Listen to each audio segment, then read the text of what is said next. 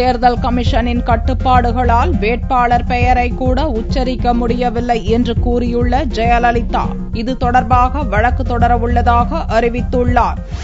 அதிமுக பொதுச் செயலாளரும் தமிழக முதல்வருமான ஜெயலலிதா வியாழக்கிழமையன்று நாமக்கல் மற்றும் சேலத்தில் தேர்தல் பிரச்சாரம் மேற்கொண்டார். நாமக்கல் வேட்பாளர் PR சுந்தரம், சேலம் வேட்பாளர் V பன்னீர்செல்வத்தை ஆதரித்து பொதுக்கூட்ட மேடையில் ஜெயலலிதா பேசினார். அப்போது அதிமுக தேர்தல் அறிக்கையில் அறிவித்த திட்டங்களை நிறைவேற்றியுள்ளதாகவும் திமுக டெபாசிட் இழக்கும் என்றும் ஜெயலலிதா பேசினார்.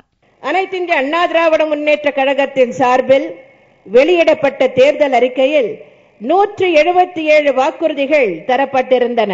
இவற்றில் 150 வாக்குறுதிகள் நிறைவேற்றப்பட்டு செயல்படுத்தப்பட்டு வருகின்றன.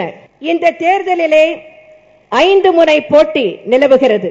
3வது இடத்திற்கு தள்ளப்பட்டு விடுவோமோ, 4வது இடத்திற்கு தள்ளப்பட்டு விடுவோமோ, டெபாசிட் தொகை கூட கிடைக்காதோ என்ற அச்சத்தில் மனம் போன போக்கில் பொய் பிரச்சாரங்களை, விஷம பிரச்சாரங்களை திமுகவினர் மேற்கொண்டு வருகின்றனர்.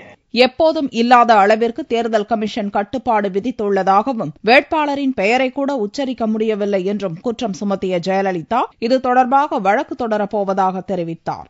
மக்களால் தேர்ந்தெடுக்கப்பட்ட அரசின் செயல்பாட்டை முற்றிலும் ஸ்தம்பிக்க வைக்கும் வகையில் பல்வேறு ஆணைகளை தேர்தல் ஆணையம் வெளியிட்டு வருகிறது.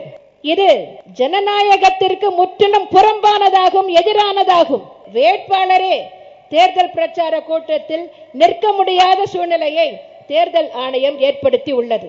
அது மட்டுமல்லாமல் வேட்பாளர் பெயரை கூட உச்சரிக்க கூடாது என்றும், இத்தொகுதி வேட்பாளர் என்று கூட சொல்லக்கூடாது என்றும் தேர்தல் ஆணையம் கட்டுப்பாடு விதித்துள்ளது.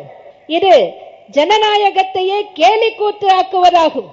எனவே இது குறித்து நீதிமன்றத்தில் அனைத்து இந்திய அண்ணா திராவிட முன்னேற்ற கழகத்தின் சார்பில் வழக்கு தொடுக்கப்படும் என்பதை தெரிவித்துக் கொள்கிறேன்.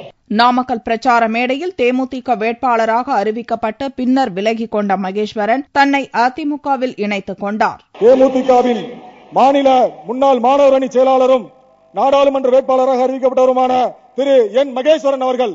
இந்நிலையில் அதிமுக பொதுச் செயலாளர் ஜெயலலிதாவின் குற்றச்சாட்டுக்கு விளக்கம் அளிக்கும் வகையில் கடந்த தேர்தலிலிருந்தே வேட்பாளர் பிரச்சார கட்டுப்பாடுகள் அமலில் உள்ளதாக தமிழக தேர்தல் அதிகாரி பிரவீன்குமார் தெரிவித்துள்ளார். மேலும் வேட்பாளருக்கு மட்டும்தான் செலவு கட்டுப்பாடு இருக்கிறது என்றும் அரசியல் கட்சிகளுக்கு செலவு கட்டுப்பாடு இல்லை என்றும் பிரவீன்குமார் விளக்கம் அளித்தார்.